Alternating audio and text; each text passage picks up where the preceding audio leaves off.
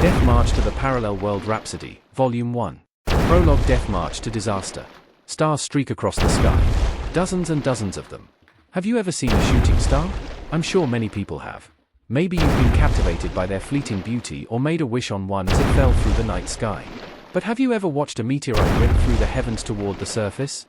Have you seen it tear the sky to pieces with a thunderous roar, crashing into the ground with a terrifying impact? Maybe some of you have seen something like it on TV or on the internet somewhere. But even then, I'm sure nobody ever thought they wanted to see a meteor shower up close, hurtling down all around them. And yet, at this very moment, I'm watching more than 100 falling rocks pour down right before my eyes, one after the other. No, I shouldn't say it so passively, as if it's someone else's problem. Because I'm the one responsible for this disaster in the first place. Because of a choice I thoughtlessly made just 10 minutes ago, a meteor shower is gouging out the ground. The meteorites make landfall everywhere, from a few hundred feet away from me to the enormous canyon in the distance, crushing all the enemies within that large radius. The dots on the radar in the corner of my field of vision disappear like a bothersome stain being washed away. I can't see it from here, but most likely, countless lives are being snuffed out at each meteorite's point of impact. And shortly after each one disappears into the earth, I hear the sound of the impact and feel a tremor under my feet. And then, just as a massive tidal wave of debris is about to reach me, suddenly, a searing pain hits me like the wrath of God. It's as if my skull is breaking open and my body is splitting apart. As the pain stops, my body is lost in the dust cloud. Let me rewind a bit. I was working overtime on a day off in a last-ditch effort to get a long overdue project completed in time for its final deadline. As a programmer for a subcontracting company, I work on outsourced projects like PC and smartphone games that are commissioned by larger companies. However shady our company might be, one person never has more than 2 projects at a time. But because of too many last-minute changes and bugs, the younger programmer assigned to this game had gone AWOL right before it was due. What a loser. In fact, the job turnover rate here was so high, junior, and I had been the only 2 programmers in the entire company. Since there was no time to find a last-minute replacement, I got stuck finishing up his projects in addition to my own. Alright, entry of all classes input, output and comments, complete. Now I just need to let the auto-documenter prep the docs from the source code and draw up a correlation diagram, and then I can get down to some serious debugging. I stretched a little, cracking my neck. Looking around, it seemed like all hands were on deck. You never would have guessed it was a holiday. Unfortunately, this was par for the course at my workplace. At the next desk over, the supervisor for debug commissions was grumbling as he worked, but nobody paid him any mind. Who had the time? The game designers and planners nearby worked alone in silence, all with the same dead, vacant eyes. By the time I had made coffee and returned to my desk, my PC had finished its processes, and the data needed for debugging was complete. Without this data, it was no wonder my former coworker had done such a terrible job. I guess it's pointless to complain about Junior when they tossed him into the fray without any on-the-job training, huh? There were 4 programmers working here only half a year ago when he started, and now there's just me, so I think that says more about this company than anything. Mr. Mr. Suzuki, the client is complaining that WW is too hard for beginners and asking us to fix it. What should we do? I heard you start to call me Seitu, pal. Can't you at least get my name right? I've been on the team for over 6 months. And why do you look sort of happy about even more problems? I don't get why so many developers are masochists. WW is short for War World, a PC browser game we've been developing in earnest for some time. It's a strategy game with some social media elements, set in a fantasy world. Didn't I tell them that if we make it any easier, their target demographic won't play it? We'd spent countless meetings with the client deciding on this difficulty level. I guess all those pointless meetings really were, well, pointless. Great. Well, they shot this down before, but what if we added a bonus feature where new players get the ability to find all the enemies on the map, plus a 3-use-only bomb spell that can wipe them out? We could give them an extra special title or something if they get through without using it, so the more skilled gamers can have an incentive not to activate it. We don't have much time, so let's go with that. Set it up, would you please, Suzuki? Mr. Tubbs was as carefree with his requests as ever. Wait a minute. I'm working on debugging the smartphone MMO right now, so can you get the okay from the client first? If we just stick it in there without asking, we won't have time to change it later if they don't like it. Alrighty. I'll call them right away. Mr. Tubbs waddled away into the smoking area, cell phone in hand. I resumed my work, grumbling to myself all the while. Before long, Mr. Tubbs gave me the thumbs up, and it got later and later as I continued working, staving off my hunger with junk food. Correcting the countless mistakes in Junior's work would take up most of the night before I could finally leave the rest to the debugging team. What was the name of that game again? Since we always referred to it as the MMO or that RPG, I had forgotten its actual title. Oh, right, Freedom Fantasy World. I guess we'd avoided calling it that because it was confusingly similar to WW's old title, Fantasy War World. But I did remember that the old spec documents were always labeled FFW and so on. Eventually, they took the fantasy out of WW's title, and the RPG's name, which had apparently been temporary, was switched to Freedom Fantasy Life, with FFL as the new abbreviation. So there was no longer any real cause for confusion, but by then it was already too late. Suzuki, we've got a bug report from the group checking storage. What is it this time? If it's about the infinite free items, I already took care of it. No, that was a problem with the inventory in FFL. This time it's an item duplication bug in WW, they said. Could you take a look at the attachment we sent you? Okay. Damn, duplication bugs are always tough to get rid of. Working on 2 projects at once is so complicated. By the way, storage doesn't refer to any external storage or hard drives, it's the name of WW's inventory system.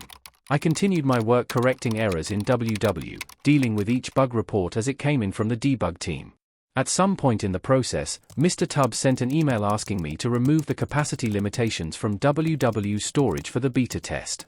He emailed because he doesn't want me to yell at him in person, the bastard. I'm definitely gonna make him buy me dinner or something after all this. The FFL debug team needed to check some limitations, too, and asked me to temporarily deactivate the level restrictions. Shouldn't that be the server group's job? I cursed them out under my breath as I worked. Man, this is going to be another all-nighter, isn't it? The error correction continued well into the morning until, miraculously, we were finally able to deliver the FFL app to the client. It definitely wasn't bug-free, but fortunately, an advantage of online distribution is the ultimate last resort weapon known as the update patch. I could almost hear the users booing me for thinking it, but I was too tired to care. I made my corrections to the other team's work for WW and sent the program file to Mr. Tubbs via intercompany mail. After 30 hours without sleep, it was time for a well-earned nap in the peaceful area underneath my desk. Go ahead and laugh at this corporate slave. Right now, sleep is justice. Have you ever heard of lucid dreaming? It's when you're dreaming, but you're aware you're dreaming. Right then, I was in a desert wasteland. Yes, a wasteland. If you can picture the Grand Canyon, that should give you an idea. How did I know this was a dream?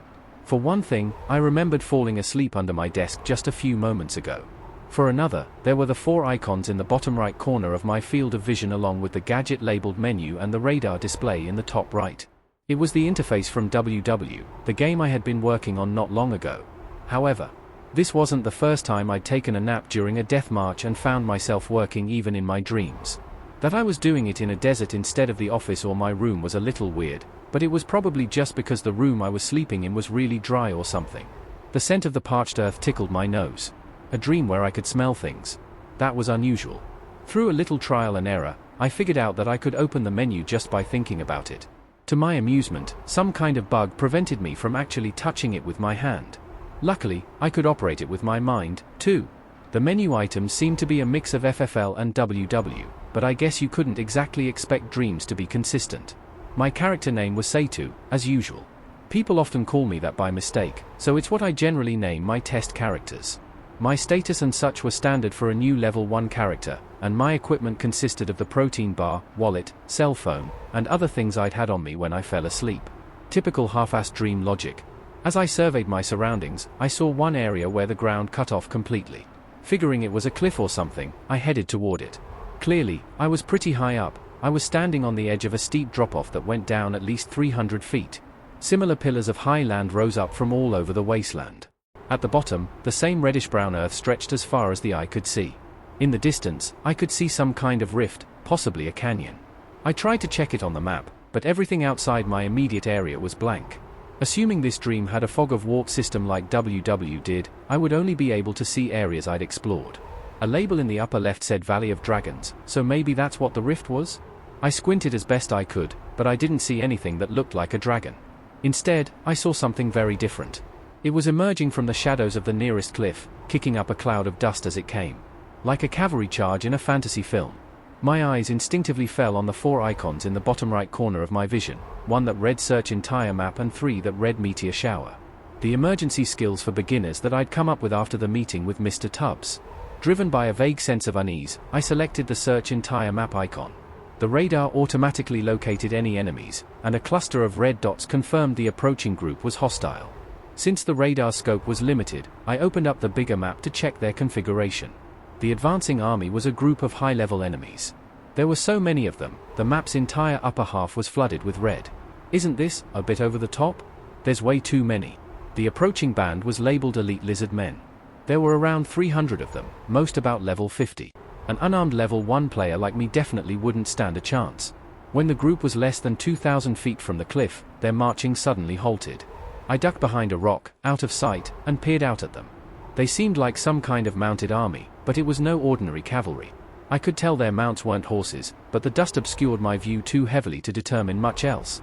One of the riders broke away and came closer to my hiding spot, finally giving me a clearer look. The mount wasn't a horse at all but some kind of velociraptor-like dinosaur, and the armored rider was not a human but a lizard man. The lizard man was shouting something in a language I didn't understand, but there was no question that he seemed to have figured out I was here. I guess I could chalk that up to absurd dream logic, too. He seemed to wait a moment for my reply. When none came, he apparently grew tired of waiting and took up a longbow, aimed it right at me, and drew the bowstring back with a powerful arm. The outline of his body briefly glowed red, but I had no time to worry about that. The lizard man let his arrow fly, and it cut through the air, whistling straight toward me. Yes, completely straight, it moved in a perfect line, seemingly untouched by gravity. In that instant, I resigned myself to dying in my dream, but the arrow only grazed my cheek as it flew past. My face felt hot, as if it had been burned. Unconsciously, I put my hand to my cheek and felt something slippery. Looking down, I saw that my fingers were stained red, just as I'd feared. I touched my tongue to the fresh blood and tasted iron. Is this really a dream? The question sprang unbidden to my mind. A thunderous sound like torrential rain interrupted my thoughts. The army was firing on me, their arrows raining down in a perfect arc. I quickly slid into a hollow in the rock. Well, I tumbled into it clumsily, to be more accurate. Before I had a chance to catch my breath, a hail of arrows pierced the ground where my body had been just moments before. The first shafts to land snapped and scattered as the arrows behind them struck home. Eyeing the razor-sharp arrowheads, I shivered as if my back had been doused in cold water. The arrows accumulated within 30 feet of my hiding place. Those lizard men were talented marksmen, but I had no time to waste on admiring them. The only thing on my mind was fear. Those of you who have been chased by monsters in your dreams will probably understand how I felt. I had very few options. I could stay there squatting beneath the rock and die, try to run away during a break in the cascade of arrows, or fight back. I selected one of the 3 meteor shower icons that were still in the corner of my vision. The icon vanished, leaving behind a temporary trace. But that was all. Oh, come on. Are you telling me the command implementation isn't working yet? As if to further fan my panic, another wave of arrows rained down. Slowly but surely, the barrage was whittling away my hiding place. Just how strong are these arrows, anyway? Are these guys Robin Hood's merry band or something? Cursing, I selected the 2 remaining meteor shower icons. But again, the symbols only disappeared, with no other effect. One of the arrows finally broke through the rock and grazed my shoulder. Damn it. I'm gonna die because of a bug? What kind of sick bad ending is this? I grumbled, but my anxious complaint soon faded to a weak murmur. Why? Because I had spotted countless meteorites breaking through the clouds, crashing down. I stared stupidly at the sight. Thanks for your patience, we're finally back to the scene where all this started. Real name, Ikaru Suzuki. Character name, Seitu. This is how my life in another world began.